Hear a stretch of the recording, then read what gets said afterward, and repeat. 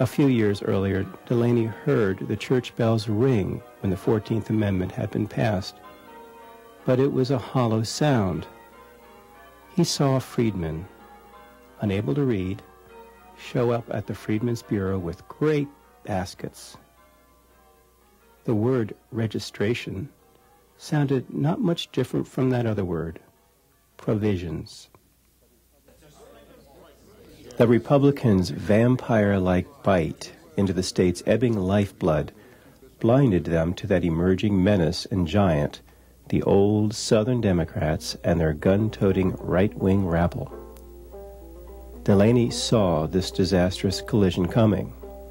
Again and again, I warned the majority Republicans to go easy on the white planters because one day the shoe would go over to their foot, and sure enough it did.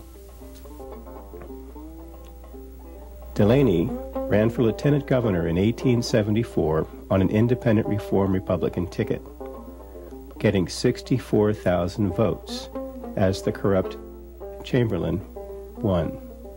I lost my race, but the planters got the shoes on their foot, capturing the majority of the seats in the State House.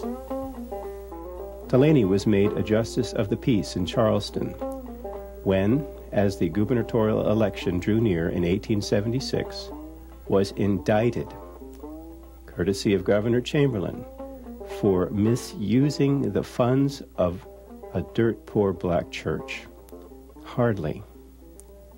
But the implicit threat was, do not support Wade Hampton, who was now the official candidate against Chamberlain with all the wealth and smart men that Old South could muster, squarely behind him. Hampton and Delany always appealed to people's desire for peaceful solutions based on reason and fair play. I pledge myself solemnly in the presence of the people of South Carolina and in the presence of my God that if the Democratic ticket is elected, not one single right enjoyed by the colored people today shall be taken from them.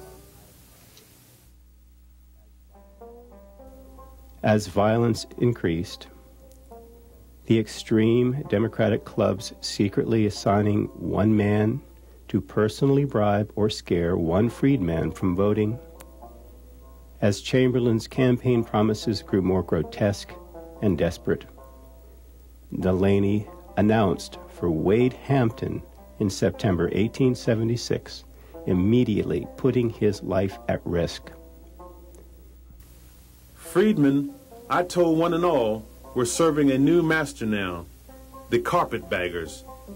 I said the blackest truth out loud, a black man would not be allowed to lead, not just to live, but to lead. I myself always dared to, what white men ever dared and done, to pull on every lion's tail a white man has pulled. On October 16th, C.C. Bowen promised Delany that his party of white and black Democrats could speak to freedmen on Modesto Island. Before their steamer left the Charleston wharf, a number of Republican Negroes had gathered, and they noisily demanded that they be permitted to take passage and threateningly declared that they wanted a chance to clean out those Democrats. The audience at the meeting of some 500 or 600 was by far the most uncouth, savage, and uncivilized that I've ever seen. As soon as I mounted the wagon, the Republican Negroes started to beat their drums and left in a body. They would not listen to them damn Democrat. They marched off, and the women crowded around the wagon with their bludgeons, threats, and cursings. I rose to speak on the wagon. They interrupted me as I said, I had come to South Carolina with my sword drawn to fight for the freedom of the black man. I had warned you against trusting your money to the Freedmen's Bank, and you had, to your sorrow, paid no heed to my warnings. In violation of the agreement that neither party should carry guns or rifles to the place of the meeting, the Negroes had bought their muskets and secreted them in a nearby swamp and in an old house near a church not far from the speaking ground. They marched out of the swamp with their arms and opened fire upon the whites who were unarmed. In the meantime, I, Mr. William E. Simons, and several other aged white men had taken refuge in a brick house adjoining the church.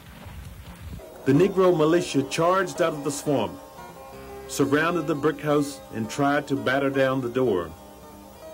Failing in this, they broke open the windows and pointed their muskets at us. We all escaped except Mr. Simons, who upon emerging from the door was knocked down and beaten to death. 6 white men were killed and 16 whites wounded that day. 1 black man was killed. The siege of Cainhoy continued for several days afterwards.